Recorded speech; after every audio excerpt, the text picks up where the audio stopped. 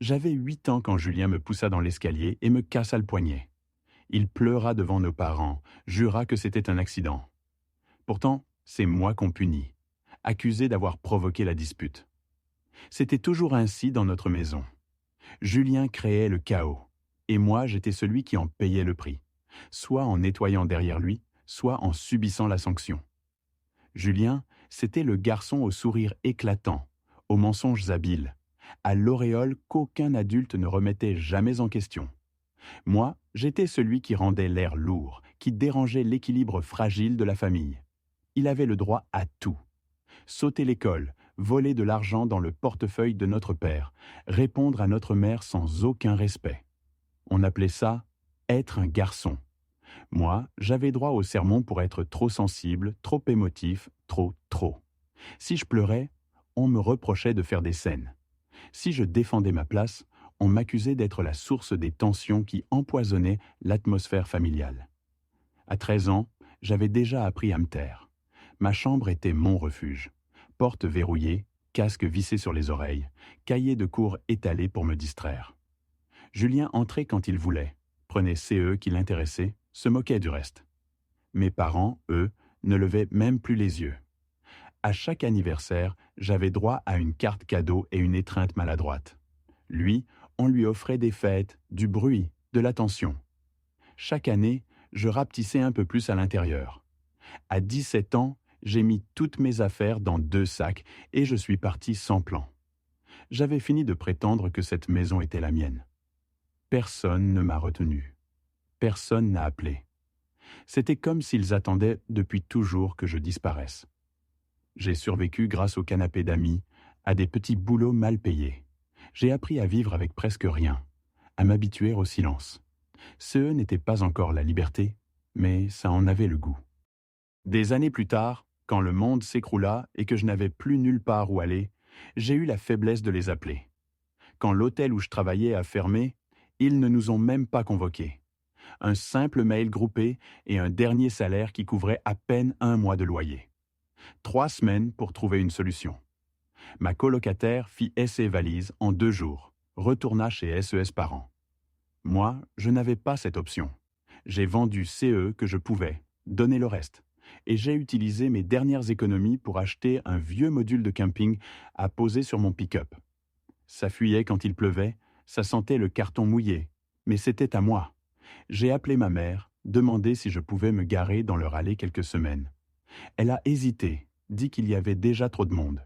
Julien et Mehéra avaient emménagé chez eux, la maison était pleine. Le lendemain, j'ai reçu un texto de Mehéra. J'espère que la benne du camion est confortable.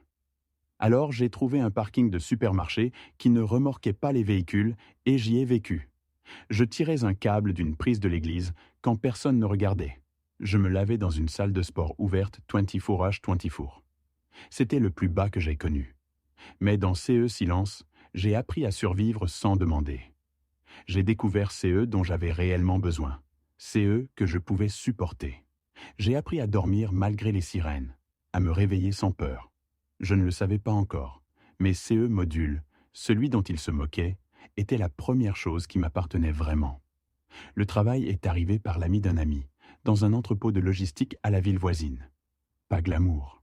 Des cartons, des chariots élévateurs, des horaires impossibles. Mais c'était mieux que le salaire minimum et on ne posait pas trop de questions. Le chef, un grand type nommé Ron, la peau marquée par le soleil et le rire rauque d'un fumeur, a jeté un œil au module sur ma benne et a juste hoché la tête.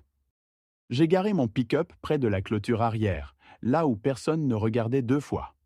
Tant que j'étais à l'heure et que je faisais mon boulot, personne ne disait rien. Cette routine m'a sauvé. Les matinées commençaient avant le lever du soleil. Gants aux mains, je chargeais des palettes, la tête baissée. Personne ne se souciait de qui j'étais ou d'où je dormais. Ce qui comptait, c'était que je sois présent et que je fournisse l'effort. Et je l'ai fait. Toutes les heures supplémentaires possibles. Chaque week-end que personne d'autre ne voulait. Je n'avais nulle part où aller et travailler m'empêchait de dériver. Quand il faisait froid, Ron me laissait brancher un câble épais au mur du bâtiment pour mon petit radiateur. Je lui avais proposé de bosser les dimanches gratuitement pour compenser l'électricité. Il m'a repoussé d'un geste, mais j'ai travaillé CES dimanche quand même. Petit à petit, mon compte épargne a commencé à se remplir. Avec mes premières économies, j'ai acheté des PNES neufs, remplacé l'isolation du module, pris un abonnement à la salle de sport uniquement pour les douches. Les week-ends, je restais assis dans le camion avec une boisson chaude, écoutant la pluie tambouriner sur le toit. Et, malgré l'odeur de carton humide et l'espace étroit, je me sentais en sécurité. Ce n'était pas seulement un abri. C'était chez moi. Je gardais mon monde minuscule. Pas d'appel à ma famille, pas de publication sur les réseaux sociaux. J'avais cessé de me demander si quelqu'un savait encore que j'existais. Ce silence qui autrefois m'étouffait était devenu ma liberté. Les mois s'écoulèrent ainsi, calmes et réglés comme une horloge. Puis, un après-midi, après un long service, alors que je marchais vers mon pick-up, mon regard s'arrêta sur une feuille scotchée au mur du réfectoire. Une annonce. Une maison. Petite, proche, abordable. Je n'aurais jamais cru prendre le numéro, mais ma main se tendit avant même que j'y réfléchisse. La maison n'avait rien de spécial. Un pavillon préfabriqué, 3 chambres, du bardage terni, une marche branlante à l'entrée. Mais il y avait de la plomberie, un vrai toit, des murs solides. Et surtout, CE seraient mes murs. J'ai mis presque chaque centime économisé dans l'apport initial. Quand je suis sorti du bureau de prêt, les papiers signés dans ma main, je me suis effondré en larmes sur le parking. Pas de tristesse, non. Quelque chose entre l'épuisement, le soulagement et l'incrédulité. Je n'ai rien dit à personne pendant plusieurs jours. Je passais simplement en voiture le soir, regardais cette maison immobile sous la lumière pâle du porche, comme si elle m'attendait. Quand j'y ai enfin emménagé, j'ai dormi à même le sol la première nuit, 2 couvertures sur moi, un petit radiateur à côté. J'ai dormi comme jamais depuis des années. Le lendemain, j'ai garé le pick-up derrière et j'ai détaché le module de la benne. Je l'ai nettoyé, recouvert d'une bâche et laissé près de la clôture. Un rappel silencieux du chemin parcouru. Une semaine plus tard, sur une impulsion, j'ai posté une photo sur Facebook. Juste la lumière du Porsche et le numéro de la maison.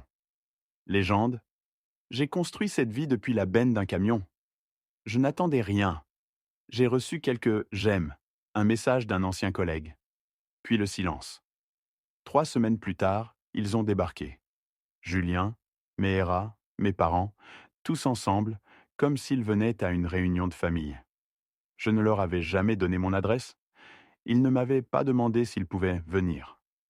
J'ai ouvert la porte, stupéfait, et ils ont poussé l'entrée avant que je puisse dire un mot. Ils ont traversé les pièces comme des touristes dans une maison témoin. Meera a murmuré quelque chose à l'oreille de Julien et a pouffé. Ma mère a hoché la tête avec un sourire. « Tu as beaucoup de place pour quelqu'un tout seul », dit-elle en caressant le mur du couloir. Mon père, lui, restait dans la cuisine, observant autour comme s'il réfléchissait déjà à réorganiser les placards. Moi, je ne parlais presque pas. Je les suivais de pièce en pièce, le cœur battant, la bouche sèche. C'était comme regarder une lente invasion. Quand ils sont enfin partis, Julien s'attarda près de la porte, une main sur l'encadrement. « On se parle bientôt, lança-t-il. J'ai quelque chose qui pourrait t'intéresser. » Le lendemain après-midi, il revint, seul cette fois, un gobelet de café à la main, cette décontraction arrogante qu'il portait comme une seconde peau. Il ne frappa pas vraiment, juste un petit coup avant d'entrer, comme s'il s'agissait encore de notre maison d'enfance et que moi, je n'étais qu'un invité. « J'ai réfléchi », commença-t-il en s'installant dans ma cuisine, comme si la chaise lui appartenait. « Cet endroit serait parfait pour nous. C'est plus près de mon boulot et le secteur scolaire est meilleur. Tu as des chambres en trop. » Il prit une gorgée et sourit, sûr de lui, comme s'il venait de m'offrir un billet gagnant du loto. « Meera est encore enceinte, au fait. Alors oui, on pourrait vraiment utiliser cet espace. » Je le fixais, attendant la chute, la blague. Elle ne vint pas. « Tu serais toujours là, évidemment, » ajouta-t-il en agitant la main, comme si tout était déjà validé. « Mais il nous faudrait la chambre principale pour le bébé. Toi, tu pourrais prendre la petite ou... » Franchement, retourner dans le module. « Tu étais à l'aise dedans avant, non ?» Je ne répondis pas. Il se cala contre le dossier, tambourina du doigt sur la table. Il faudrait quand même un minimum de règles, bien sûr. Des heures calmes, pas d'invités sans notre accord. On partagerait les courses, mais Meera cuisine, donc ça serait un avantage pour toi. C'est là que quelque chose s'est brisé en moi. Pas violemment, pas comme une explosion. Plutôt comme un fil tendu trop longtemps qui finit par céder. Je me suis levé, les paumes à plat sur la table, et je l'ai regardé droit dans les yeux. Non, dis-je. Il cligna des yeux, perdu. Qu'est-ce que tu veux dire, non? Je veux dire que vous n'emménagerez pas. Tu ne réarrangeras pas ma maison. Tu ne fixeras pas de règles. Et je ne dormirai pas dans un module pour que toi et Meera puissiez jouer à la famille dans quelque chose que vous n'avez pas gagné. Son sourire vacilla. Alexandre, sois raisonnable. J'ai été raisonnable toute ma vie. Quand maman t'a laissé mentir sur mon poignet cassé, j'ai été raisonnable. Quand tu as siphonné mon fonds pour la fac avec tes projets bidons, j'ai été raisonnable. Même quand vous m'avez laissé vivre derrière un entrepôt sans jamais demander où j'étais, j'ai été raisonnable. Il ouvrit la bouche pour répondre, mais je ne lui en laissai pas l'occasion. Cette maison est à moi, rien qu'à moi. Tu n'y mettras pas les pieds. Julien partit sans finir son café. Et pour la première fois depuis des années, le silence qui suivit fut un silence choisi. C'était un jeudi après-midi. En rentrant du travail, j'ai tout de suite senti que quelque chose clochait. Le paillasson n'était plus à sa place. La lumière du porche restait allumée en plein jour. Les stores du salon, d'habitude toujours tirés, étaient ouverts. J'ai inséré ma clé dans la serrure. Elle ne tournait pas. J'ai réessayé, plus lentement, la main tremblante. Rien. Je suis passé par le côté de la maison et j'ai vu le pick-up de Julien garé au bord du trottoir, la ridelle abaissée.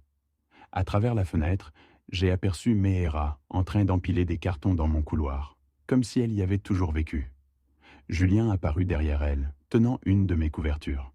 Il n'était pas en train de s'installer. Il s'était installé. J'ai frappé fort, une fois, deux fois. Meera tourna la tête et esquissa un sourire en coin. Julien vint ouvrir, sans même feindre la gêne. « Qu'est-ce que tu fais là ?» demanda-t-il, comme si j'étais l'intrus. « C'est ma maison, » répondis-je, la voix glaciale. Il brandit alors un papier plié, déjà froissé et taché. « Tu as signé cet accord de location. Tu nous as dit qu'on pouvait rester un moment. » Mon nom était griffonné au bas de la page. La signature ne ressemblait même pas à la mienne. « Tu as falsifié ça ?» dis-je. Meera surgit derrière lui, les bras croisés, le ventre déjà arrondi. « Ne dramatise pas, Alexandre. Tu as laissé la porte grande ouverte. Nous avons simplement rendu les choses officielles. » J'ai sorti mon téléphone et commencé à filmer. Julien a tenté de bloquer la caméra, mais je continuais. « Vous êtes en train de vous introduire chez moi, » ai-je dit calmement. « Et vous avez forcé ma serrure. » Meera a bondi, m'a arraché le téléphone des mains et l'a jeté au sol. L'appareil filmait toujours. J'ai appelé la police. Ils sont arrivés en moins de 10 minutes. J'ai montré mon acte de propriété, les messages, même la publication Facebook avec le numéro de la maison et la date. Julien a bafouillé, brandissant encore CE faux bail. Meera a insulté les agents, hurlant que j'avais abandonné la maison. Ça n'a pas marché. L'ordre est tombé. Ils devaient partir immédiatement. 2 policiers sont restés pour les surveiller pendant que Julien et Meera sortèrent leurs cartons en silence. Meera marmonnant des menaces à voix basse. Quand la porte s'est refermée derrière eux, l'air de la maison semblait encore chaud de leur présence. J'ai verrouillé 2 fois et je suis resté debout dans le couloir, le cœur battant comme si je devais rappeler au mur à qui ils appartenaient. J'ai publié la vidéo sans un mot de commentaire. On y voyait Julien brandir CE bail falsifié, Meera me frappait le téléphone des mains, et moi, ma voix ferme, posée, nommant CE qu'il faisait. Au début, j'ai cru que personne ne réagirait.